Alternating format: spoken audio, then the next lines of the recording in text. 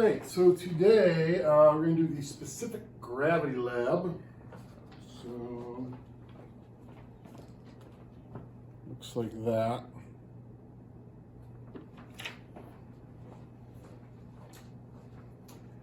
All right, so what specific gravity is, it's one of the properties that we use to help us identify minerals. And technically what it is, it's the density relative to water. If something, it's very closely related to density. If something has a density of 3 grams per cubic centimeter, it has a density of 3. Or if it has a density of 3 grams per cubic centimeter, it has a specific gravity of 3. If something has a specific gravity of 2, that means it's got a density of 2 grams per cubic centimeter. Now, if you're like, wait a minute, if the numbers are the same, well, if they just use regular density. I think the reason why we use specific gravity is because it doesn't matter what units you start off with.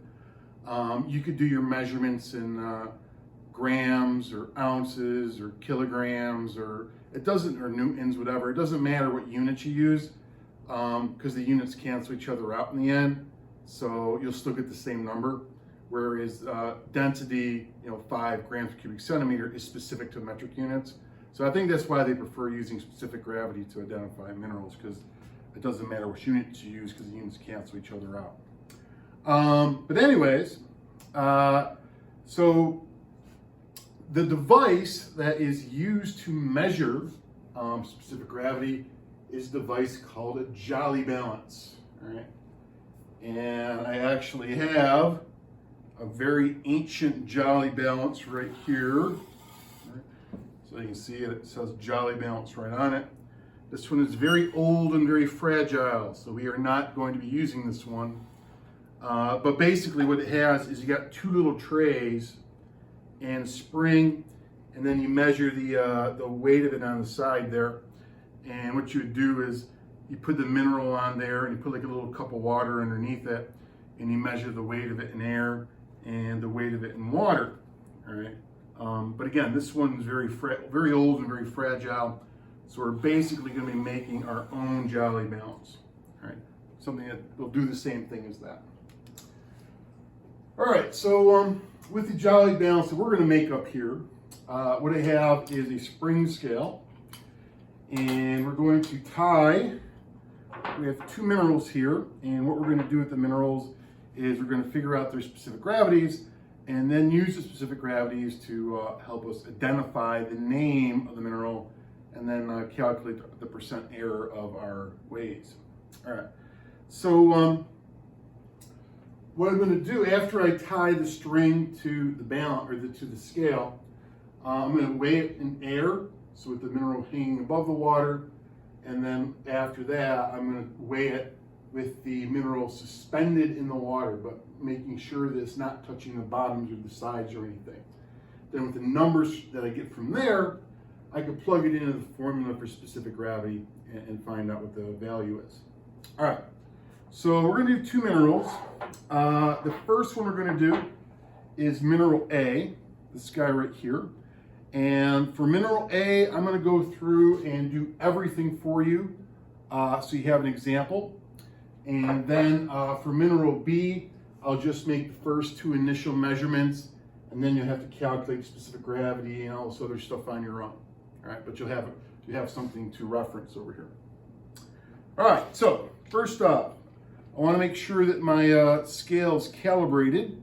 So I want to make sure that that's set at 0. So I can turn the little knob on here, make sure it's right at 0. All right. Next, I'm going to take my mineral and I made a little like lasso so I could reuse it because of my superior knot making abilities here. All right. Ta-da. All right. So now I put it on my scale as such, and I'm reading that the weight of this in air is about 158. The weight of it in air is about 158 grams.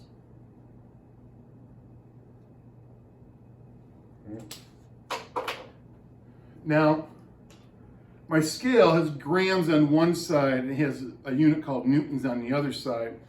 Now, as far as which one I can use, it really doesn't matter. I could use either unit and I'd still get the same answer in the end, but I started with grams, so I'm going to finish with grams. All right, so weight in the air, so just like that, 158 grams. Okay, next, weight in water. All right, again, very careful. I want to make sure that the mineral is not touching the bottom of the beaker, nor is it touching the sides. And I want to make sure the whole thing is submerged. So I'm getting about 123, it looks like.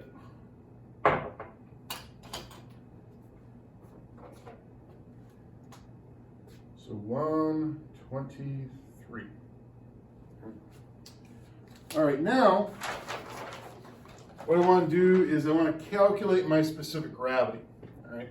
So on top of the formulas right here, it's the weight in air divided by the weight in air minus the weight in water. So the number on top, the weight in air, is going to be the 158. All right. The weight in air minus the weight in water, so 158 grams minus the 123 grams equals. So it's 158 grams divided by 158 minus 123, 35 grams. So now I do 158 divided by 35. Gives me a value of 4.51. There's no units because the grams cancel each other out. So according to my calculations, my specific gravity of that mineral right there was 4.51. Now, what I can do with that 4.51 is I have this manual of specific gravities, and I could flip through here, all these pages here. It has all the minerals and all their specific gravities. So I can flip through here and either identify it from that number or at least narrow it down quite a bit. But to make this a little easier, and because I'm a slow guy, I'm a nice guy here, and I'm going to tell you that that mineral is one of these four. All right, that mineral right there that we just did measurements on is one of those four. So what I want to do is the mineral is going to be whichever value is closest to that 4.51. So it's pretty obvious of those four. If I'm telling you that that mineral is one of these four, 4.51 is closest to 5.18. So that mineral from my measurements would be magnetite. Okay. So I'm going to write magnetite right here.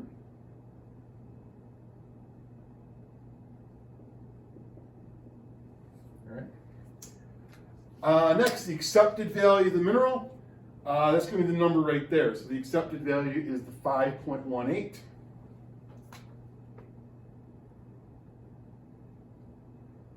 All right. So I got 4.51 when the real value is 5.18. Next thing I want to do is I want to calculate what my percent error was for my experiment.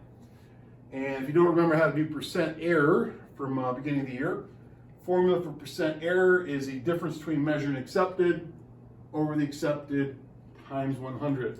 All right. So in this case, the accepted value is the 5.18. My measured value, what I got, was the 4.51. So when on top here, I always want to do the bigger number minus the smaller number. So it's going to be 5.18 minus my measured value, the 4.51, over the accepted value, 5.18, times 100. Okay. So now simplify that. 5.18 minus 4.51 equals 0.67. And then I want to divide that by the 5.18. So 0.67 divided by 5.18 equals, and I get 0.129. And then I want to multiply that by 100. So my percent error worked out to be 12.9%. All right. That's the percent error for my measurements. All right, so not too bad, not too bad. All right, so that's how you go about doing it. All right. Now for mineral B, I'm just going to make your weight and air measurement and your weight and water measurement, and everything else you're going to have to do on your own, but you're going to do it in the same fashion that I did over here. All right. So I go back to my setup right here, and because I was clever with my knot tying abilities, again, I made a little like lasso kind of thing. So I can now substitute the second mineral in here.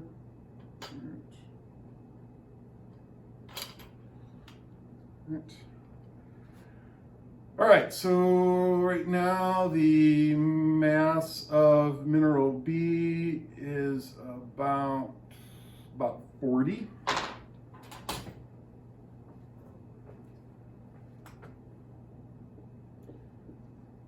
So the mass, or the weight in air, is 40.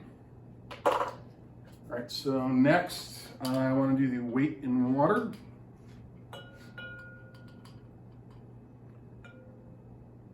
And the weight in water is about 25.